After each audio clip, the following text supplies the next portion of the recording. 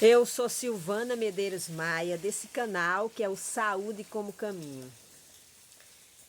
Eu disse a vocês que ia compartilhar conteúdos para ajudar vocês na prática do autocuidado. Eu vou começar contando um pouquinho a minha história. Como foi que eu comecei nesse exercício, nessa prática? Porque para mim essa prática virou, vamos dizer, prioridade. A minha grande prioridade. Cuidar daquilo que eu recebi, cuidar da vida, para poder fazer aquilo que eu quero, que eu gosto, que eu acredito. Buscar a realização dos meus sonhos profissionais, afetivos, familiares. Então a gente ir em busca dos nossos sonhos, nós precisamos estar bem e cuidar daquilo do nosso patrimônio. E qual é o nosso maior patrimônio? Para mim, eu penso que é a nossa saúde. Chegou, menina? A loura chegou.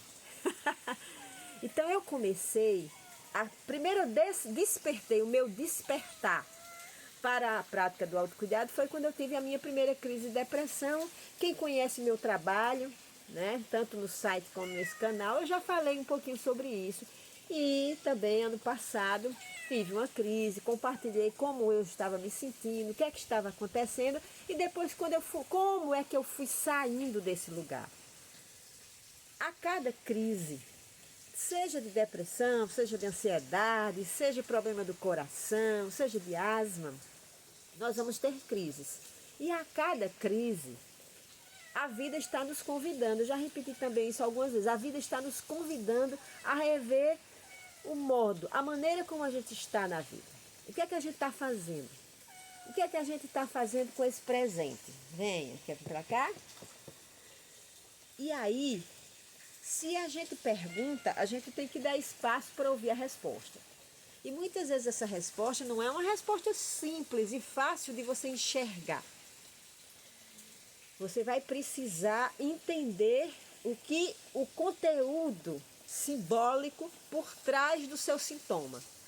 Lá no meu site eu tenho algumas explicações sobre algumas doenças. Se você tiver curiosidade, vá pesquisar lá no site saudecomocaminho.com.br, que em algumas das minhas pesquisas eu fui lá e coloquei o que está por trás, o significado simbólico e espiritual de algumas enfermidades nossas.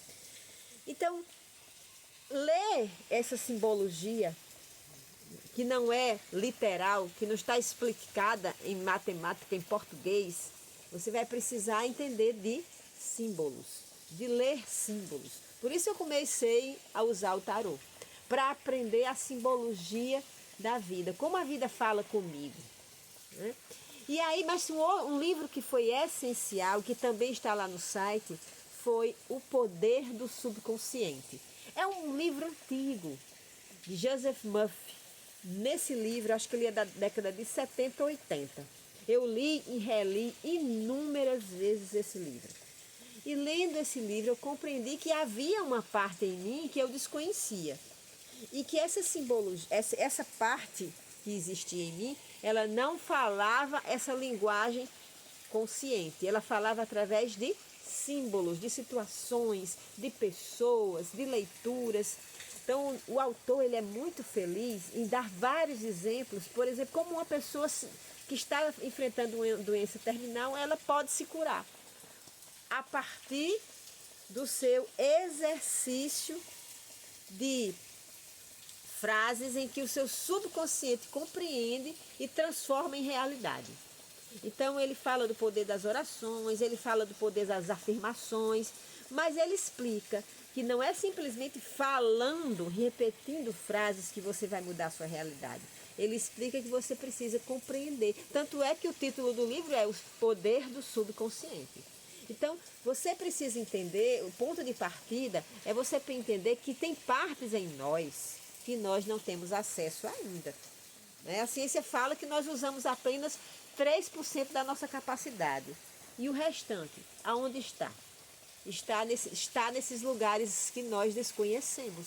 Lugares estes que contêm a nossa história de vida Histórias que muitas vezes antecedem a nossa chegada aqui no planeta e que estão na raiz da nossa doença, do nosso adoecimento. Então, à medida que a gente compreende esses conteúdos que estão em formato simbólico, a gente vai aprendendo a lidar com eles e a ter mais saúde.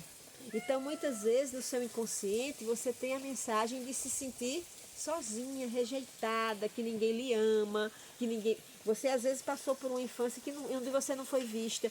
E no seu inconsciente isso foi registrado.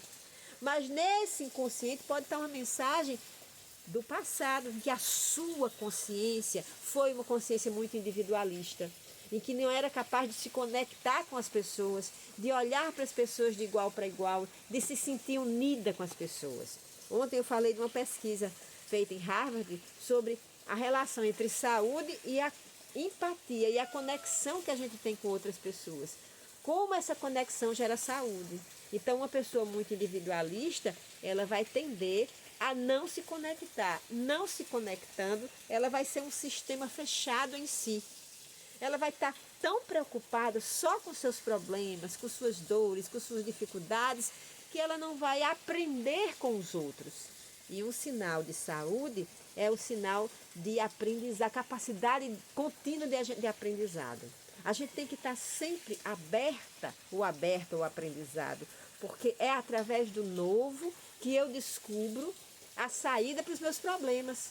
Olha, se você está aí girando, já faz tempo, numa mesma situação, usando por base seus antigos paradigmas, suas crenças, seus conceitos, seus preconceitos, e você não está achando saída para o problema que você está enfrentando, é porque a saída não está aí dentro desse conjunto de ideias que você tem. Então você vai ter que botar o pé fora, vai ter que ter coragem para colocar o pé fora desse seu conjunto de ideias e ir em busca de outras ideias que vão além. No início vai dar medo, né? Toda vez que a gente coloca o pezinho fora dos lugares nossos conhecidos, dos velhos lugares de segurança, onde a gente se sente, a gente criou para a gente se sentir seguro. Então a gente repete as mesmas ideias, a gente defende os mesmos autores, os mesmos palestrantes, defende as mesmas pessoas. Olha, gente, se tudo que você defende, tudo que você acredita, não está sendo suficiente para você lidar com a situação e para sair, se as situações se repetem, é porque esse conjunto não é suficiente. Você vai precisar de mais. Você vai precisar buscar pessoas, livros, cursos, para ampliar sua percepção sobre a vida. Para que você possa olhar para tudo isso que você está buscando solucionar de outro lugar, a partir de outro ponto de vista ou de outros pontos de vista, porque às vezes a solução que você está buscando não está aí acessível ainda a você, está com outras pessoas. E aí vem a humildade. Por isso que a humildade é muito importante. A humildade para a gente ter consciência que, embora a gente saiba de muita coisa, nós não sabemos tudo. Todos nós juntos, toda a humanidade é que sabe tudo. Então vai ter outras pessoas, né? Escritores, palestrantes, amigos, conhecidos ou até inimigos que podem estar com a chave para solucionar o seu problema. Então a humildade vai levar você para buscar outros lugares, para ir em busca de caminhos que até hoje você não caminhou. Então, minha história começa aí. Eu era uma pessoa muito firme. Eu sou uma pessoa firme, mas eu era uma pessoa firme e fechada. Eu não estou falando para vocês, tudo que eu falo aqui no canal e no site, não são histórias que eu li. São experiências que eu tive olhando para mim, caminhando na trilha do autoconhecimento e da autotransformação. Então, eu era uma pessoa muito fechada, rígida, que quando eu acreditava em algo, eu ficava defendendo. Com o passar do tempo e com a crise de depressão, onde eu não achei solução naquele momento para sair do lugar escuro onde eu me encontrava, Eu tive que buscar outras pessoas. Eu fui empurrada pela doença para buscar outras pessoas, outras ideias, outros autores.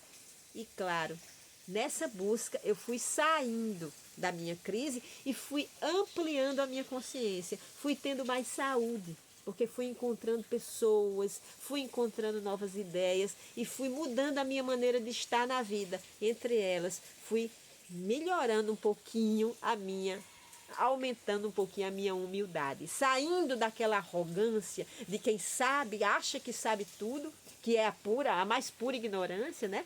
Porque quem acha que sabe tudo é o ignorante. Um dos filósofos reconhecidamente mais sábios de toda a humanidade é Sócrates, que repetia sempre que só sei que nada sei. Então, enquanto a gente não desenvolver a humildade de Sócrates, de só sei que nada sei, podemos ficar presas e presos em armadilhas que vão estar ali produzindo e reproduzindo as antigas doenças que carregamos e aprofundando muitas vezes essas doenças, podendo nos levar até ao óbito, até a morte. Então, vamos ser humildes. Primeira coisa para praticar a autocura é saber que eu não sei tudo, que eu preciso buscar, que eu preciso ir ao encontro, que eu preciso escutar, que eu preciso partilhar a minha história e escutar outras histórias. E essa é uma das funções desse canal. Então, nesse vídeo, da prática da autocura, número 2, né, a humildade, eu quero alertar vocês para isso. Se curem da arrogância e vão para a humildade. E aí um mundo novo vai se abrir.